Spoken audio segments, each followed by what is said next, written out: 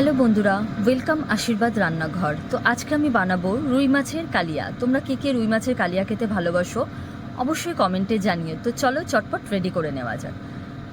প্রথমে আমি দুটো মিডিয়াম সাইজের আলু নিলাম এবং আলুটাকে লম্বা লম্বাভাবে এইভাবে কেটে নিলাম। এরপর আমি আলুটা একটা পাত্রের মধ্যে রেখে দিলাম।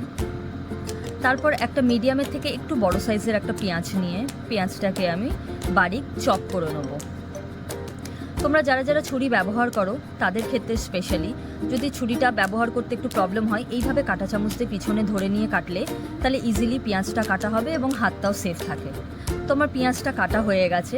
এরপর আমি বাকি উপকরণগুলো কেটে নিলাম, যেমন ধনেপাতা, লঙ্কা এবং টমেটো। এরপর আমি ফ্রিজ থেকে মাছটা বের করে মাছটা ভালো করে ধুয়ে নিলাম। এরপর মাছটা ম্যারিনেট করব। তো চলো ম্যারিনেট করা যাক। লঙ্কার গুঁড়ো, হলুদ গুঁড়ো এবং আদা রসুন দিয়ে আমি এটা ম্যারিনেট করলাম। আদা রসুনটা দেওয়ার কারণ হচ্ছে যেহেতু টাটকা মাছ নয়, মাছটা আগের দিনের ছিল, তো সেহেতু আদা রসুন দিয়ে ম্যারিনেট করে রাখলে মাছটা গন্ধটা থাকে না এবং খুব সুন্দর লাগে খেতে। আমি গ্যাস অন করে নিলাম, কড়াইতে পরিমাণ মতন তেল দিয়ে দিলাম। এরপর আমি একে একে প্রত্যেকটা মাছ ছেড়ে দেবো। মাছগুলো একটু ভালো করে লাল লাল করে ভাজলে এপিট ওপিট করে ভাজতে হবে, তার জন্য আমি ঢাকা দিয়ে দিলাম। এরপর একটা বাটিতে আমি একটা ব্যাটার তৈরি করে নেবো। তার জন্য নিলাম হলুদ গুঁড়ো, লঙ্কার গুঁড়ো, জিরে গুঁড়ো এবং ধনে গুঁড়ো এবং সামান্য গরম জল দিয়ে একটা ব্যাটার তৈরি করে নিলাম। বিকজ ডাইরেক্ট মশলাটা দিলে মশলাটা পুড়ে যাওয়ার সম্ভাবনা থাকে। তো মাছটা দেখি অলরেডি আমার হয়ে এসছে। আমি আরেক পিঠ মাছটা ভালো করে নেড়ে ছেড়ে তারপর আমি মাছটা নামিয়ে নিলাম। এরপর আমি ওই কড়াইতেই সামান্য একটু তেল দিয়ে কেটে রাখা আলুগুলোকে ছেড়ে দিলাম। আলুগুলোকেও লাল লাল করে একটু ফ্রাই করে নিতে হবে। তো আলুগুলো আমার ফ্রাই হয়ে গেছে। আমি আলুগুলোকে একটা পাত্রে তুলে নিলাম। আমি এখানে কোনো রকম ফোড়ন ব্যবহার করলাম না, তোমরা চাইলে করতে পারো। আমি পেঁয়াজ যেগুলো কেটে রেখেছিলাম সেটা আর কাঁচা লঙ্কাটা কড়াইয়ের মধ্যে দিয়ে দিলাম।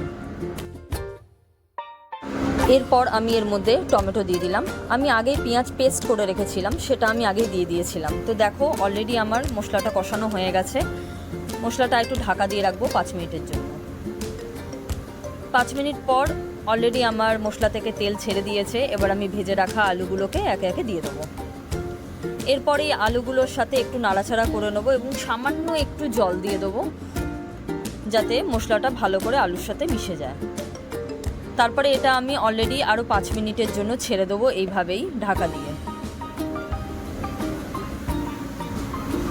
5 মিনিট পর আমার মশলাটা অলরেডি আলুর সাথে ভালো করে মিশে গেছে। এবার আমি পরিমাণ মতন জল দিয়ে দেবো। যেরকম যারা ঝোল খাবে সেই অনুযায়ী পরিমাণ মতন দিয়ে দেবেন। আমি এখন মাছটা দিলাম না, আগে আমি একটু ফোটার জন্য ছেড়ে দেবো, তারপরে আমি মাছটা অ্যাড করব। তো 15 মিনিট এইভাবে রেখে দিলাম।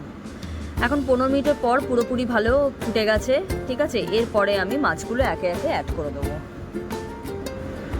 তো মাছগুলো যদি আমি আগে দিতাম তাহলে মাছটা একটু বেশি নরম হয়ে যেত, তো সেই জন্য মাছটা একটু কড়া থাকার জন্য আমি পরে দিলাম। ব্যাস 15 মিনিটের জন্য ছেড়ে দিলাম।